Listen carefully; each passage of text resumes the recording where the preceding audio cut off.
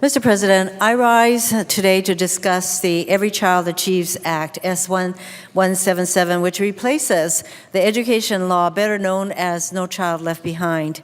I wanted to thank HELP Committee Chairman Lamar Alexander and Ranking Member Patty Murray for their hard work on today's bipartisan compromise bill. Today's Every Child Achieves Act isn't perfect, but it makes good progress. For years, I have heard from Hawaii's teachers, educators, parents, administrators that No Child Left Behind, or NCLB, is broken. It's time to leave NCLB behind. I have been working to fix this broken law, first as a member of the U.S. House of Representatives Committee on Education and Labor Committee, and in 2007, and now as a senator. I also began to work on education reform when I was Lieutenant Governor of the state of Hawaii. Let me start with one of the biggest problems with NCLB, which is the testing requirements.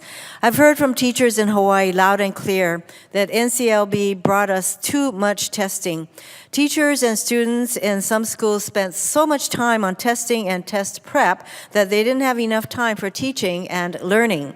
Today's bill includes Senator Baldwin's SMART Act, legislation which I co-sponsored, to cut redundant state and local tests.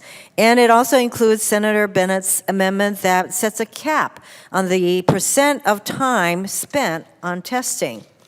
I also strongly support the early education parts of this program as negotiated by Senator Murray herself, a former preschool teacher. I urge my colleagues to expand on this work by also supporting the Strong Start for America's Children amendment led by Senators Casey, Murray, myself, and others. The Strong Start amendment would invest significant resources in high-quality preschool grant programs, which would serve some 16,000 Hawaii children in my state alone. It would expand early Head Start, child care partnerships like Hawaii Parents and Children Together and Kamaina Kids, and would strengthen the maternal, infant, and early childhood home visiting program, supporting programs like the Hawaii Home Visiting Network. Quality early education helps kids enter kindergarten ready to learn, a recipe for success in school and in life.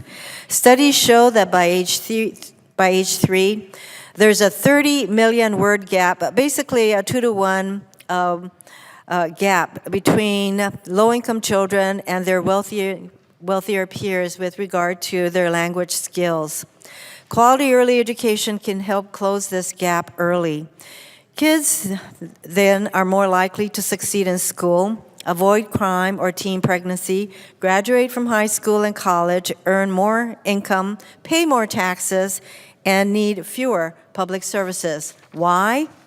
First, they have the knowledge and skills necessary to succeed in a changing economy. Business and financial leaders in Hawaii, Hawaii's Executive Director of Hawaii's Business Roundtable, Gary Kai, is a huge supporter of quality early education. Former Federal Reserve Chair Ben Bernanke, they all agree that early childhood education is a key investment in U.S. competitiveness. Second, military leaders have also stressed the importance of quality early education as a national security issue. The Department of Defense has estimated that 75% of Americans ages 17 to 24 are ineligible for military service due to poor education, physical unfitness, or criminal records. Hundreds of retired admirals and generals know that quality early learning can reverse this trend. Third, early education investments make financial sense for taxpayers. A study by the University of Hawaii and Good Beginnings Alliance estimated a return of more than $4 for every $1 invested in early education. National studies are even higher. Some show a return as high as $17 for every dollar invested in quality early education. And that depends, of course, on the quality of the program, and particularly if we target the highest need students. Finally, parents themselves are demanding quality, affordable preschool for their children. In April of this year, I visited Kauai Community College, whose Early Childhood Development Center reopened after a few years of renovations. This center trains early childhood educators while providing high-quality early learning services to children of faculty, staff, and the community. Their lead teacher and coordinator, Gina Mendrano, said that, in quotes, "So far, no one has cried since we opened. They only cry when it's time to go home," end quote. Evidence of how important early education is to our kids themselves. Currently, the KCC Center can only serve 20 children, and there are wait lists for this program and for quality early learning programs in Kauai, all across Hawaii, and nationwide. We can and should do much better. The Strong Start for America's Children Amendment would help make early learning the national priority that it deserves to be. The amendment would provide quality preschool to over 3 million children nationwide. I urge my colleagues to vote yes on this amendment when it comes to the floor. So many of us recognize that education is a continuum which starts early and continues throughout life. Therefore, coordination of effort is important. So I'm pleased that this bill before us includes provisions to foster coordination between existing early childhood programs and their local elementary school. In 2011, Senator Casey and I introduced the Continuum of Learning Act, and today's bill on the floor includes many pieces from that legislation. On balance, the Every Child Achieves Act before us makes good progress for our keiki, our children, and I hope we can continue moving forward and pass the bill before us in a bipartisan way.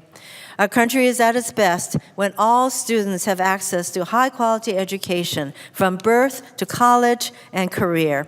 Improving our education system through evidence-based reforms will help every child achieve so that our next generation can compete and lead in the 21st century global economy. I yield the floor.